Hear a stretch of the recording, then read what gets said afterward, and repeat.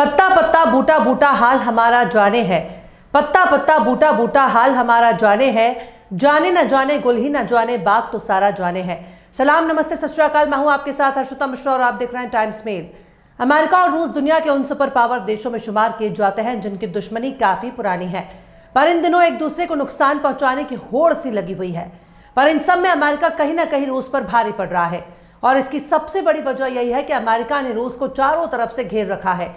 जिस तरह से मिडिल ईस्ट में अमेरिका का सबसे बड़ा प्रॉक्सी इजराइल है, जिस तरह से चीन को घेरने के लिए अमेरिका का सबसे बड़ा प्रॉक्सी ताइवान है, जिस तरह से भारत और ईरान को घेरने के लिए अमेरिका का सबसे बड़ा प्रॉक्सी पाकिस्तान है, ठीक उसी तरह से रूस को घेरने के लिए अमेरिका का सबसे बड़ा प्रॉक्सी यूक्रेन है।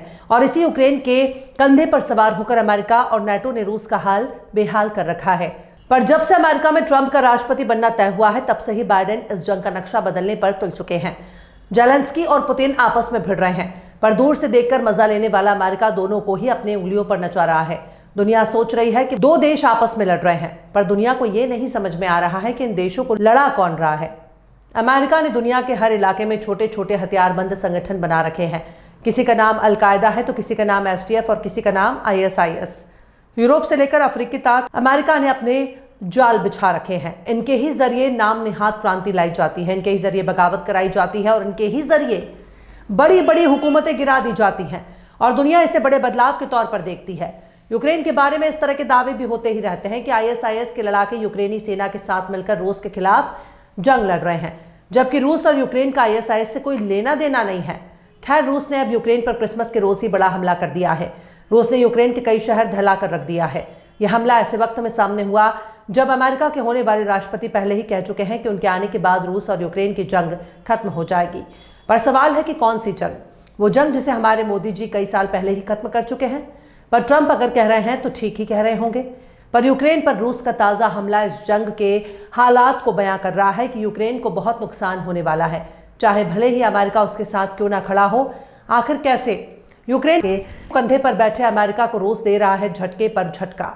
बताएंगे आपको और भी बहुत कुछ, लेकिन आप अगर हमारे चैनल पर नए हैं और पहली बार हमारी वीडियो को देख रहे हैं तो आप हमारे चैनल टाइम्स मेल को सब्सक्राइब कर लें, वीडियो को लाइक कर दें और बेल आइकन का नोटिफिकेशन बटन भी प्रेस कर दें ताकि बिना देरी हमारी हर खबर आपको मिलती रहे। लौटते हैं अब खबर की तरफ। अमेरिका नवनिर्वाचित राष्ट्रपति डोनाल्ड ट्रंप रूस और यूक्रेन की जंग के बेहद खिलाफ है और वह इस जंग को रोकना चाहते हैं। पर जैसे जैसे जनवरी का महीना नजदीक आ रहा है, वैसे वैसे अमेरिका के समर्थन वाले यूक्रेन को नुकसान हो रहा है, जो बताने के लिए काफी है कि डोनाल्ड ट्रंप की पॉलिसी जो बाइडेन से कितनी अलग है। अब रूस ने 25 दिसंबर को क्रिसमस के दिन यूक्रेन पर बड़ा हमला कर दिया है। रूस ने बड़े पैमाने पर कई मिसाइलों और ड्रोन से यूक्रेन के शहरों को निशाना बनाया। रूस के इस हमले से यूक्रेन के उत्तर पूर्वी शहर खार्किव में सबसे ज्यादा नुकसान हुआ है। मीडिया रिपोर्ट्स में खार्किव के मेयर के हवाले से इस हमले की खबर शेयर कर रहे हैं, जिसमें बताया गया है कि शहर पर बड़े पैमाने पर मिसाइल हमला हुआ है। कई धमाकों की आवाज भी सुनी गई और अभी भी बैलिस्टिक मिसाइलें शहर की ओर बढ़ रही हैं।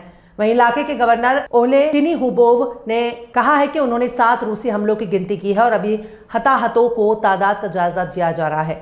इसके पहले यूक्रेनी वायुसेना ने बताया था कि रूसी TU-95 52 वर्ष विमानों में रात में उड़ान भरी थी। इसके बाद में ऐलान किया गया कि काला सागर में कैलिब क्रूज मिसाइलों को लॉन्च किया गया था। हालांकि शुरू में पता नहीं था कि मिसाइलें कहां जा रही हैं। टाइम्स ऑफ इंडिया ग्रुप के नव भारत टाइम्स के मुताबिक गवर्नर सिनिहुबोव ने बताया कि हमलों में आग लग गई और आग लोगों की इमारतों को नुकसान पहुंचा। 2 लोग जख्मी भी हैं जिन्हें हॉस्पिटल में भर्ती कराया गया है। खार्किव शहर रूसी बॉर्डर से महज 30 किलोमीटर के फासले पर मौजूद है। तकरीबन 3 सालों से जारी इस जंग के दौरान खार्किव शहर पर हवाई हमले होते ही रहते हैं। रूस ने हालिया कुछ महीने में यूक्रेन के अंदर अपनी बढ़त को तेज कर दिया है।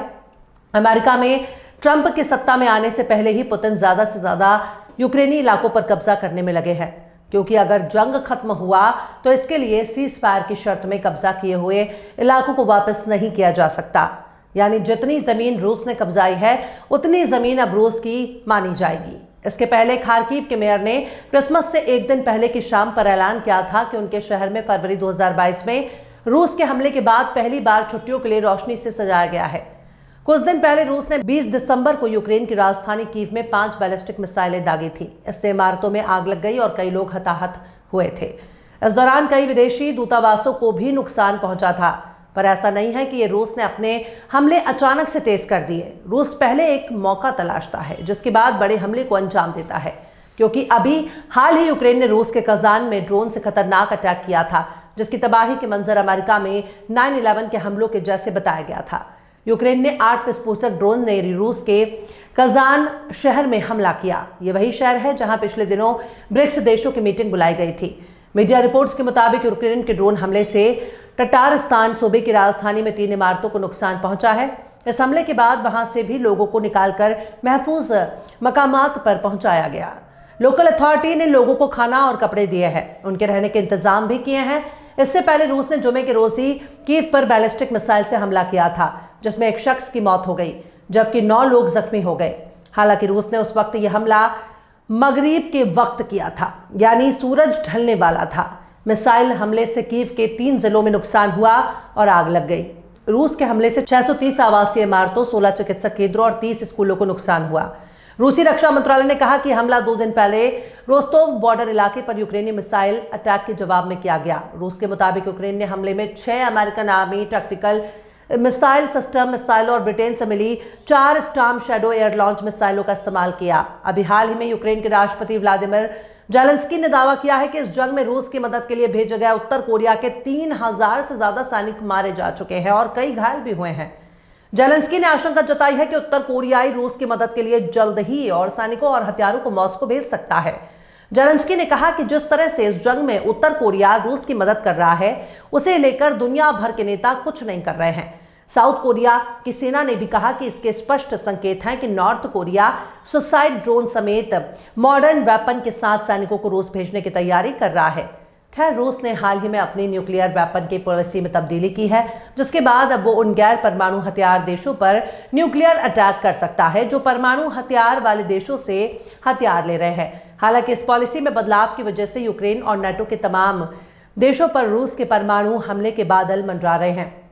बहरहाल, चलते चलते आखिर में मीर तकी मीर ने भी क्या खूब फरमाया है, नाहक हम मजबूरों पर ये तोहमत है मुख्तारी की।